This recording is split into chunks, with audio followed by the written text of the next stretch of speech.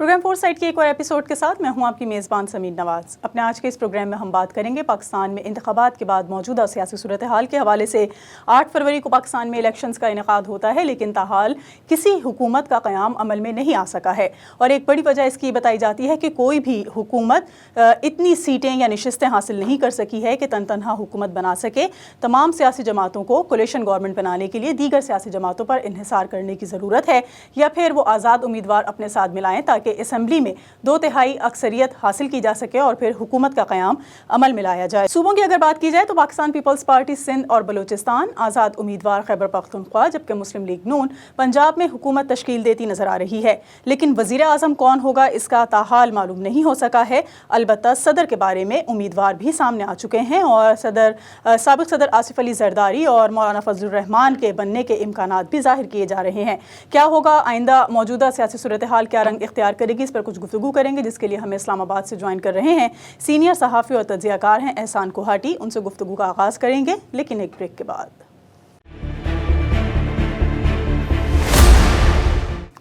Welcome back नाज़रीन। Programme four side में एक बार फिर आपको खुश आमदीद कहेंगे। एहसान कोहाटी इस्लामाबाद से हमारे साथ मौजूद हैं, उनसे गुफ्तगू का आगाज़ करेंगे। बहुत शुक्रिया एहसान साहब, आपने वक्त दिया सर प्रोग्राम के लिए।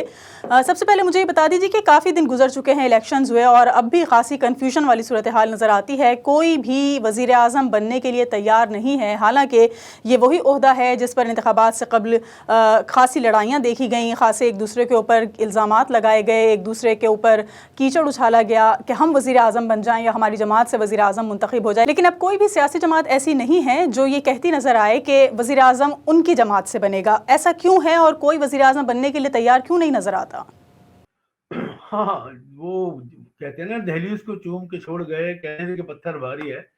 तो वो तमाम लोग जो वज़ारत उज़्मा के उम्मीदवार थे और जो हुकूमत बनाना चाहते थे, वो जिन्हें जब रियल पिक्चर नज़र आई है कि पाकिस्तान की माशी हालत क्या है, इक़्तिसादी हालत क्या है, और जब वो देख रहे हैं कि एक बहुत तगड़ी किस्म की अपोजिशन का उन्हें सामना करना पड़ेगा और उनकी जो हुकूमत बनेगी, ये हुकूमत कभी भी किसी भी वक्त गिर सकेगी, तो वो बड़े परेशान हैं।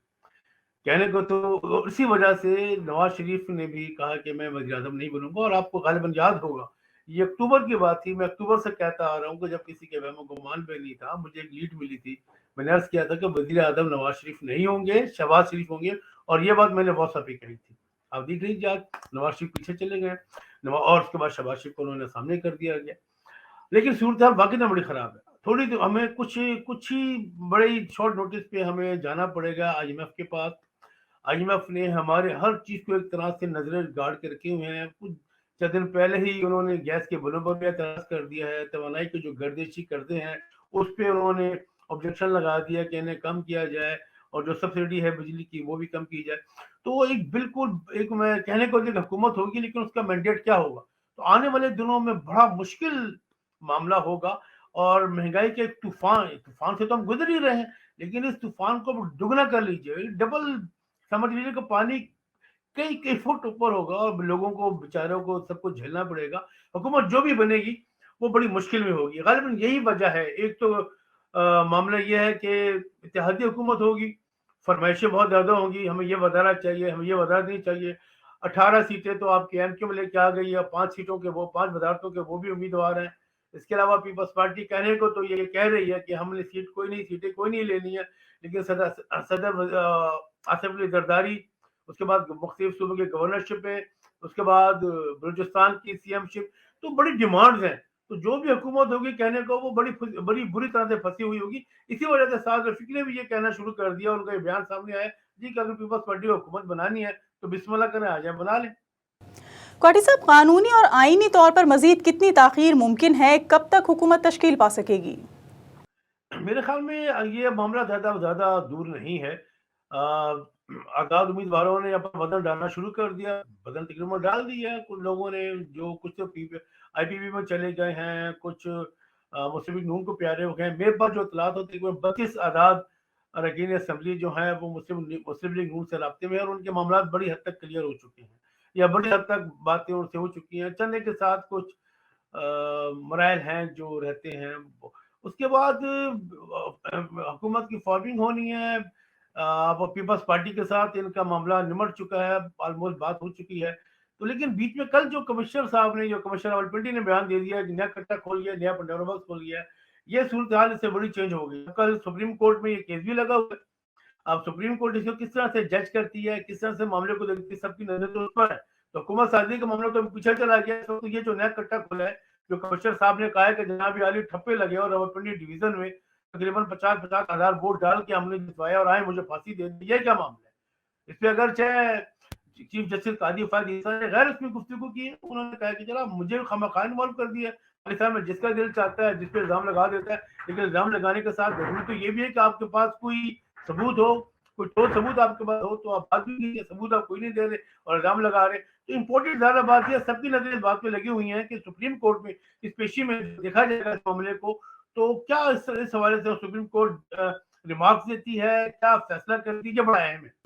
اچھا، جس طرح کے بیانات آ رہے ہیں چٹھا صاحب کی طرف سے، کمشنر راولپنڈی جو تھے، ان کے بارے میں کیا ایسا ہی ہے کہ ان کے خاصے سیاسی تعلقات ہیں، یا ان کے کچھ اس طرح کے ریلیٹیوز موجود ہیں جن کا تعلق پاکستان تحریک انصاف سے ہے، جس کی وجہ سے انہوں نے اس طرح کا بیان دیا یا ایسی پریس کانفرنس کی، یا واقعی جس طرح سے اور دیگر پلیٹ فارمز کی جانب سے دھاندلی کے حوالے سے آوازیں بلند ہو رہی ہیں اور دھاندلی کے بارے میں باتیں کی جا رہی ہیں، اس میں کسی قسم کی کوئی صداقت بھی ہے؟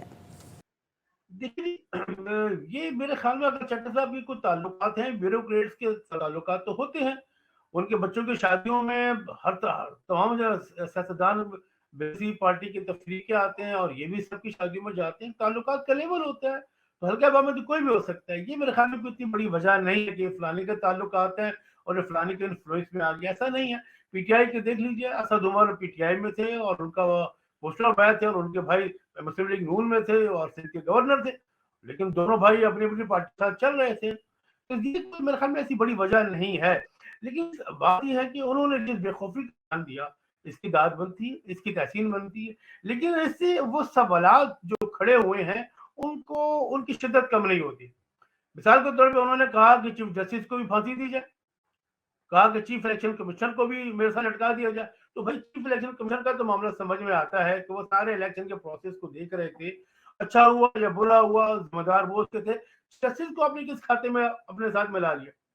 چیف جسٹس نے کیا آروز دیے تھے؟ عدلیہ سے آروز نہیں آئے تھے. کوئی ریٹرننگ افسر عدلیہ کا نہیں تھا. ڈپٹی آر او وہ بھی نہیں تھے. تو عدلیہ کو اپنے کس کھاتے میں ملا لیا؟ یہ جو انہوں نے کہا کہ چیف جسٹس بھی اس معاملے میں شریک تھے، یہ بات ہمیں سمجھ میں نہیں آئی کہ انہیں رگڑنے کی ضرورت کیا تھی. جسٹس نے پھر یہی بات کہی کہ جناب ہمارا کیا معاملہ، ہمارا کیا لینا اور دینا. تو انہوں نے کوئی ثبوت پیش نہیں کیا. بس ان کا کہہ دینا کافی تو نہیں ہے نا کہ جب میں نے کہہ دیا اور اس بے خوفی سے بات کر رہا ہے کہ جناب علی مجھے پھانسی دے دے اور ایسا ایسا ہوا. لیکن کچھ شاید تو بیان کرے. آپ نے ایک لمبی پریس کانفرنس کر لی، اس پریس کانفرنس میں آپ نے یہ بتا دیا کہ 50 ہزار کی لیڈ دے دی. یہ نہیں بتایا کہ آپ کو انسٹرکشن کون دیتا تھا، کس کے انفلوئنس میں آپ سب کچھ کہتے تھے. اس کا نام لے دیتے. آپ کو جب جان کی پرواہ بھی نہیں ہو تو پھر ڈر کس بات کا تھا؟ آپ نام لے دیتے کہ مجھے فلاں سر فون کرتا، مجھے فلاں شخص سے فون کیا. آپ کے پاس کال آئی ہوں گی، آپ اٹھاتے موبائل فون، یہ صاحب کو دکھا دے کہ یہ دیکھیے یہ ڈیٹا فلاں فلاں نمبر سے کال آئی ہوئی تھی میرے پاس. انہوں نے کچھ نہیں بتایا. تو کھڑے ہو کے اس سے کہہ دینا کہ جناب آئے، تو اس سے بہت سارے جسے کہتے ہیں نا کہ باتوں پہ پھر بیانات میں بڑا جھول ہے کہ یہ سب کچھ ہے. تو بات اتنی واضح نہیں ہے، کلیئر نہیں ہے. کل ان کو بلایا جا سکتا ہے سپریم کورٹ میں. کل جو کیس لگا ہوا ہے الیکشن کے حوالے ہی سے ہے، تو میرے خیال میں انہیں بلایا جا سکتا ہے، ان سے بات ہو سکتی ہے. کہنے کو ایک انکوائری کمیٹی تو بنا دی ہے الیکشن کمیشن نے، رات ہی کو فارم ہوئی ہے اور کہا کہ 3 دن کے اندر ہم اس کی انکوائری کر کے رپورٹ مانگی. اب دیکھیں کیا صورتحال بنتی ہے. لیکن میرے بات کچھ شاید انہوں نے دیے نہیں ہے، تو ان کے بیان کو اتنا سیریس نہیں لیا جاتا. ظاہر کچھ بات، ورنہ میں یہ کہوں کہ جناب ایسے اور ایسے ہے، اس بندے کو پھانسی چڑھا دو، تو اس کو تو پھانسی نہیں چڑھائی جا سکتی. کوئٹہ صاحب، تحریک انصاف کے جو حمایت یافتہ آزاد امیدوار ہیں، یہ تحریک انصاف کا نام کیوں نہیں استعمال کر سکتے وفاق میں حکومت بنانے کے لیے؟ آخر اس کی کیا وجہ ہے؟ الیکشن سے پہلے اگر آپ کو یاد ہوگا، الیکشن سے پہلے جب انتخابی نشانوں کا پارٹیوں کو دیے جا رہے تھے، تو ان سے انتخابی نشان لے لیا گیا. اور انتخابی نشان لیے جانے کی وجہ یہ تھی کہ جو الیکشن کمیشن کے پاس رجسٹر جماتے ہیں، ان کا اپنا ایک معیار ہے اور ساتھ ہی ساتھ کچھ قواعد و ضوابط ان پر لاگو ہوتے ہیں. تو ان پہ جو قواعد و ضوابط لاگو ہوتے ہیں وہ یہ ہے کہ جناب آپ اپنی پارٹی میں انٹرا پارٹی الیکشن کروائیں گے اپنے اس قانون آئین کے مطابق جو آپ نے الیکشن کمیشن میں دے رکھا ہے. اگر آپ ان رولز کو فالو نہیں کرتے اور الیکشن نہیں کرواتے تو ہم آپ کو انتخابات میں شرکت کے لیے آپ کا انتخابی نشان واپس لے سکتے ہیں. تو الیکشن کمیشن نے وہی کیا. انہوں نے ایک الیکشن کروائے. الیکشن کمیشن نے کہا کیا آپ الیکشن کروائیں. انہوں نے الیکشن کروائے. وہ الیکشن کچھ اس قسم کے تھے کہ بس ذرا ہاتھ کھڑا کر لیا اور پشاور میں کہیں پر جمع ہو کر کہا کہ یہ مسٹر گور خان جو ہے یہ جیت گئے. جس پر سوالات اٹھے, جس پر ریزرویشن تھی اور وہ الیکشن نہیں مانے گئے. اس الیکشن نہ ماننے کی صورت میں انہیں جو انتخابی نشان دیا گیا تھا الیکشن میں شرکت کے لیے وہ واپس لے لیا گیا. وہ واپس لینے سے ہوئی ہے کہ یہ اب ایک پارٹی کے طور پہ پی ٹی آئی, کیونکہ پی ٹی آئی کا انتخابی نشان نہیں تھا تو یہ پی ٹی آئی کے امیدواروں کی حیثیت سے الیکشن میں انہوں نے حصہ نہیں لیا. کسی آزاد امیدواروں کی حیثیت سے انہوں نے الیکشن میں گئے, کسی کو آلو, بینگن, پیاز, ٹماٹر, کرسی, مختلف قسم کے نشانات ملے. یہ پی ٹی آئی کے حمایت یافتہ ہیں کہ لیکن کاغذوں میں یہ پی ٹی آئی کے حمایت یافتہ کارکنان ہے. تو یہ تھوڑا سا ٹیکنیکل ایشو آ گیا تھا جس کی وجہ سے یہ الیکشن میں اپنے لے کے نشان پر نہیں گئے. تو ابھی بھی ان کو یہ مسئلہ آ رہا ہے کیونکہ ان کی پارٹی تو الیکشن میں تھی نہیں. تو اب یہ ان کو الیکشن پارٹی فارم کرنے کے لیے کسی دوسری پارٹی میں ضم ہونا پڑے گا. پارلیمنٹیرین میں یہ لوگ ضم ہو رہے ہیں. انہیں کی پارٹی ہے, انہیں کے تشکیل کے لوگوں کی ہے, تو اس میں تو وہ ضم ہو رہے ہیں. اور اس کے بعد وہ کوشش کریں گے کہ ہم لوگ کوئی سیاسی کوششیں کریں, جوڑ توڑ کریں, الیکشن بنے. مرکز میں تو مشکل لگ رہا ہے لیکن کے پی حکومت بن جائے گی. ایک بریک لیں گے اور بریک کے بعد واپس آئیں گے تو کچھ مزید سوالات کے جوابات جانیں گے. ہمارے ساتھ رہیے. ویلکم بیک ناظرین. پروگرام فور سائٹ میں ایک بار پھر آپ کو خوش آمدید کہیں گے. احسان کوہاٹی ہمارے ساتھ موجود ہیں اور ہم کچھ بات چیت کر رہے ہیں پاکستان میں انتخابات کے بعد موجودہ سیاسی صورتحال کے حوالے سے. کوہاٹی صاحب, یہ بتائیے گا کہ دھاندلی کے حوالے سے پاکستانی سیاسی جماعتوں کے ساتھ ساتھ امریکہ کو بھی خاصی تشویش ہے. کیا وجہ ہے کہ امریکہ اتنی دلچسپی لے رہا ہے نتائج کے بعد کی صورتحال کے حوالے سے, اور اس کی کیا منشا نظر آتی ہے کہ وہ کیا چاہتے ہیں پاکستان میں کن کی حکومت تشکیل پائے؟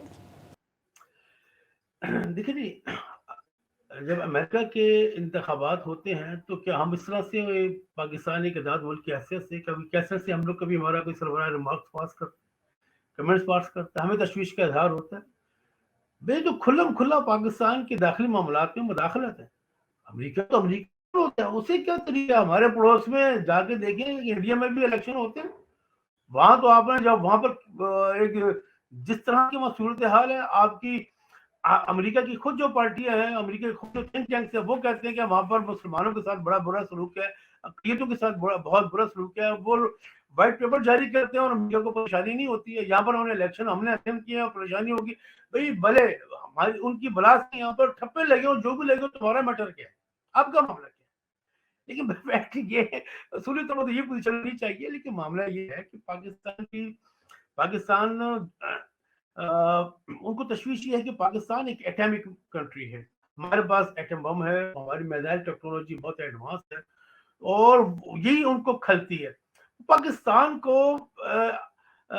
وہ چاہتے ہیں کہ پاکستان محتاج بھی رہے, مجبور رہے, تاکہ وہ ان کے کہے پر رہے اور جو جس طرح سے وہ کہتے رہے, ڈکٹیشن دیتے رہے, پاکستان اسی طرح سے عمل کرتا رہے. ہماری مجبوری یہ ہے کہ ہماری کوئی بھی حکومت آتی ہے, وہ جا کے سیدھا واشنگٹن جاتی ہے, وہاں پہ جا کے سجدہ ریز ہوتے ہیں, اپنی غلامی کا وہ لوگ ان کی مٹھیاں دباتے ہیں, کہتے ہیں جناب عالی ہم لوگ حاضر ہیں, ہم اسی طرح سے کرتے ہیں. ہماری لیڈروں کی بھی تو غلطی ہے نا. ہم لوگ ایسے نرم رکھتے ہیں, کیوں رکھتے ہیں؟ ان کے پڑوس میں وینزویلا ہے, دیکھیے کیوبا ہے, وہاں جا کے دیکھیے جنوبی افریقہ ہے. انہوں نے اسرائیل کو کتنی شٹ اپ کال اٹھا کے امریکہ کو بھی اٹھا کے پٹک دیتے ہیں. وینزویلا کے جو صدر تھے امریکہ کو, تو وہ امریکہ سے کو شیطان کر کے ملک سے نکال دیا کرتے. ہم لوگوں میں ہمت اور جرات کیوں نہیں ہے؟ ہماری کمزوری امریکہ کو یا کسی بھی ملک کو یہ کہنے کی ہمت دیتی ہے اور حوصلہ دیتی ہے کہ وہ پاکستان کے حوالے سے جو بالکل خالص ہمارا میٹر ہے اس معاملے پر آ کے وہ لوگ بیان دے, دعوت دے, ہمیں فورس کرنے کی کوشش کرتے ہیں, ہمارا بڑا بننے کی کوشش کرتے ہیں, جو بالکل غلط ہے. ایسا نہیں ہونا چاہیے. احسان صاحب, پیپلز پارٹی تو سندھ اور بلوچستان میں حکومت بنانے کے لیے تیار ہے, لیکن صدر کا عہدہ اگر دیکھا جائے تو صدر بننے کے لیے سابق صدر آصف علی زرداری بھی سر فہرست نظر آتے ہیں, جبکہ جے یو آئی فے کی جانب سے مولانا فضل الرحمان بھی ہمیں نظر آ رہے ہیں ایک امیدوار کے طور پر. تو آپ کو کیا لگ رہا ہے, وزیر اعظم تو فی الحال کوئی سامنے نہیں آ سکا ہے کہ کس جماعت سے ہوگا, لیکن صدر بننے کے لیے کون موسٹ فیوریٹ نظر آتا ہے؟ دیکھیے جی, اب سینیرو ذرا چینج ہو گیا, لیکن میرا خیال ہے کہ زرداری صاحب ہی کو میں پاکستان کا صدر دیکھ رہا ہوں. پیپلز پارٹی اتنی انٹرسٹڈ نہیں ہے فیڈرل گورنمنٹ میں وزیر اعظم. وہ چاہتے ہیں کہ پی ڈی ایم کی طرح سے جو بوجھ ہے وہ مجھ سے ایک نون نہیں اٹھائے, اور بعد میں وہ لوگ اپنے کپڑے جھاڑ کے آ جائیں کہ جناب علی ہم تو بس حکومت میں شامل تھے, مجبوری تھی ان کے, سب مل کے حکومت چلاتے تھے, تو فیصلے میں ہاں ملا لیا کرتے تھے, یعنی کہ میٹھا میٹھا ہاپ ہاپ اور کڑوا کڑوا تھو. تو وہ اس پوزیشن میں وہ چاہتے ہیں کہ یہ ملک جو اکنومیکلی جو معاشی کرائسس ہے, جو بحران ہے, اس سے پاکستان نکل جائے. تو وہ صبر کر لیں, 2-2.5 سال میں ہو سکتا ہے چیزیں کچھ بہتر ہونا شروع ہو جائیں, یا پھر تیل دیکھیں اور تیل کی تار دیکھیں, اس کے بعد ہم کو فیصلہ کریں حکومت میں آنے کے لیے. فی الوقت تو حالات ایسے ہیں کہ اس وقت جو بھی حکومت میں آئے گا اسے جوتے ہی پڑیں گے, بلکہ عوام کی طرف سے اس کو بڑا لان تان ہونا ہے. آنے والے دن بڑے خراب ہیں, بڑے مشکل ہیں. مجھے نہیں لگتا کہ 1.5 سال ہمیں کچھ سکھ سے رہنے دیا جائے گا, اور جو مڈل کلاس ہے میرے خیال میں کریش ہو جائے گی, نہیں بچے گی جس طرح کی صورت حال ہے. یہاں پر دیکھیں جس طرح کے بل آئے, میں اپنے گھروں کی بات کرتا ہوں, جو میری مہنگائی کا جو بوجھ ہے وہ دگنا تگنا ہوتا جا رہا ہے, کسی کو پریشانی نہیں. میری بہن چھوٹی پشاور میں رہتی ہے, اس نے بتایا میرے گیس کا بل 1 لاکھ روپے ہے. ہاؤس پاسبل, کیسے ممکن ہے کہ آپ 1 لاکھ گیس کا بل آ جائے کسی کے گھر میں؟ تو دگنے تگنے ڈبل ٹرپل بل آ رہے ہیں, اور سرد علاقوں میں جہاں کر سردی بھی ہوتی ہے وہاں تو گیس نے انتہا مچا دی. تو یہ صرف ایک سمبل ہے.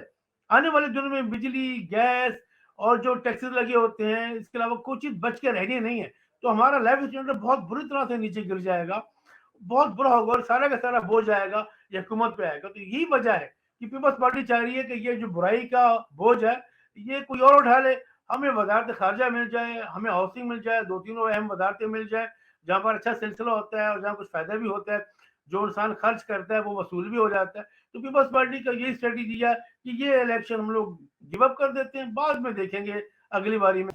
اچھا, سیاسی جماعتوں کا احتجاج بھی خاصا بڑھتا جا رہا ہے, اور اس وقت جو نگراں حکومت کی صورتحال ہے, آپ کو کیا لگتا ہے کہ یہ معاملات کو کس طرح سے لے کر چلے گی؟ کیونکہ اب کچھ ہی عرصے میں آئی ایم ایف سے قرضے کی جو اگلی قسط ملنی ہے اس کا بھی وقت ہو جائے گا, اور یہ بھی کہا جا چکا ہے آئی ایم ایف کی جانب سے کہ نگراں حکومت کو یا ان کی موجودگی میں وہ قسط نہیں مل سکے گی, نئی حکومت جو تشکیل پائے گی اس کو وہ قسط ٹرانسفر کی جائے گی.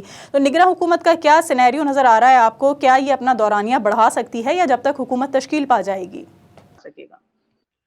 دیکھیے جی, کوشش تو یہی تھی پاکستان کے جو معتبر ادارے ہیں یا پاکستان کے اشرافیہ ہے, یا جسے آپ اسٹیبلشمنٹ کا نام دے دیں, کہ یہ جو نگراں سیٹ اپ ہے یہ اس کو ہم تھوڑا سا بڑھا لیں.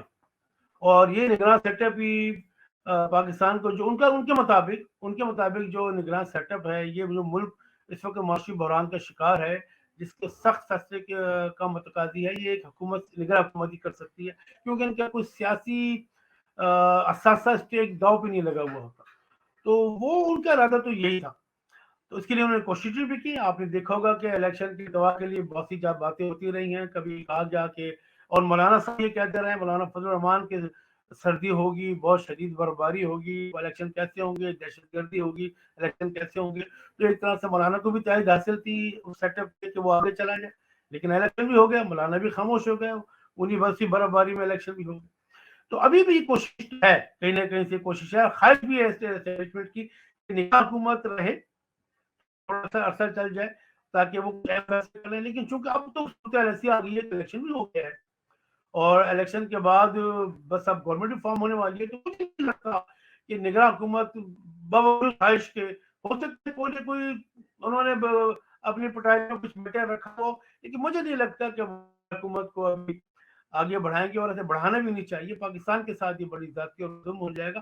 جیسے جیسے بھی الیکشن ہو گیا, میرے خیال میں اس کو ڈوز کرنا چاہیے, تسلیم کر لینا چاہیے, اور جو وزیر اعظم بنتا ہے وہ آئے حکومت کو کرے, آئی ایم ایف کے پاس جانا ہے, آئی ایم ایف سے بات کرے, اور جو معاملات چلانے جس طرح سے چلانے ہمیں کڑوی گولی تو کھانی نکلنے پڑے گی. اندازہ ہے ہمیں ہوگا پاکستان کے ساتھ, عوام کے ساتھ جو کچھ ہونا ویسا ہوگا, لیکن میرا نہیں خیال کہ اب نگراں حکومت کو مدعو.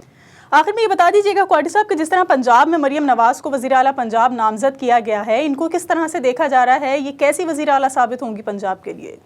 مریم نے ابھی اوتھ نہیں لیا, مریم نے ابھی حلف نہیں اٹھایا, لیکن مریم نے فیصلے کرنے شروع کر دیے ہیں, میٹنگز کرنی شروع کر دی ہیں. مریم نواز بہت ایک سخت گیر حکمران کے طور پر سامنے آئے گی, جیسے کہ ہم دیکھ چکے ہیں, ہمیں اطلاعات بھی ملی ہیں ان کے مزاج کے حوالے سے.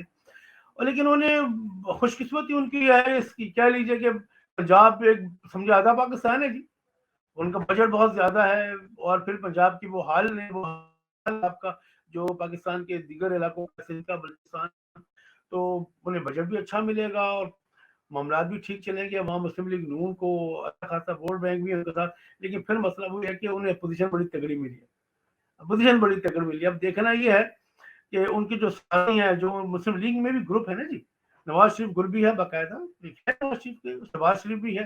اب تو ان کے جو گروپ کے لوگ ہیں وہ کس طرح سے ان کو ساتھ لے کے چلتے ہیں. انہوں نے اپنے آپ کو گروم تو کیا ہے، ایک سیاسی لیڈر کے طور پہ بڑی اچھی تقریر کر لیتی ہیں، بڑا اگریسو ان کا بیانیہ ہے، لوگ انہیں پسند بھی کرتے ہیں، نوجوانوں کو ایک طبقہ انہیں پسند بھی کرتا ہے. لیکن انہیں مسئلہ اپنے ساتھ بھی تو ہے کہ ان کے اپنے اندر جو اختلافات ہیں. اب خواجہ سعد رفیق دیکھیے شکست کھا گئے. 3 سیٹیں مسلم لیگ کے جو 3 بڑے تھے، روہیل اصغر، انہیں سیٹ نہیں دی جا رہی تھی، لیکن روہیل اصغر کا یہ کہنا تھا کہ جناب یہ تو میری سیٹ ہے، مسلم لیگ نون کی سیٹ نہیں ہے، میں تو ہمیشہ سے جیتتا چلا آ رہا ہوں. انہوں نے کہا چلیں ٹھیک ہے اب ضد کر کے لیتے ہیں. تو روہیل اصغر بھی پتہ صاف ہو گیا. سعد رفیق صاحب بھی ایزی نہیں ہے مریم نواز کے ساتھ چلنے میں، تو ان کو بھی دیکھیے شکست ہو گئی ہے. تو اسی طرح سے پھر ہر سنا اگرچہ مریم نواز کے ہیں، لیکن انہیں سزا کسی اور بات کی دی گئی ہے، کسی اور بات کی، جو نافرمانی کی کہنے سزا دی گئی ہے، یا انہیں کہہ لیں گے زبان درازی کی سزا دی گئی ہے. فرشتے ہوتے ہیں، انہیں برا نہیں کہنا چاہیے نا بھیا، فرشتوں کو کون برا کہتا ہے. تو بہرحال انہیں سزا ملے گی، اب وہ بھی دیکھیں گا باہر ہیں. ہو سکتا ہے کہہ رہے ہیں کہ اب انہیں گورنر بنائیں گے، لیکن چونکہ چنانچہ لیکن کے بعد جو بھی ہوتا ہے وہ پرائورٹی میں نہیں ہوتا، وہ یعنی سیکنڈ ترجیح ہوتا ہے. وہ بات کیا بعد میں دیکھیں. بہت شکریہ کوارٹی صاحب، ہمارے ساتھ موجود تھے پروگرام میں گفتگو کے لیے، اور ہم نے کچھ بات چیت کی پاکستان میں انتخابات کے بعد موجودہ سیاسی صورتحال کے حوالے سے. اکثر سیاسی جماعتیں خاصی برہم نظر آتی ہیں، اور ان کا یہ کہنا ہے کہ الیکشن صاف اور شفاف نہیں ہو سکے ہیں، دھاندلی کا شور مچایا جا رہا ہے. اور اس شور میں دیکھنا یہ ہے کہ اب حکومت کس طرح سے تشکیل پائے گی، کیونکہ کئی روز گزرنے کے باوجود صورتحال اب بھی مبہم نظر آتی ہے. آج کے اس پروگرام کے لیے اتنا ہی. اگلے ہفتے ایک اور موضوع کے ساتھ حاضر ہوں گے. پروگرام ٹیم کے ساتھ سمین نواز کو اجازت دیجیے. اللہ نگہبان.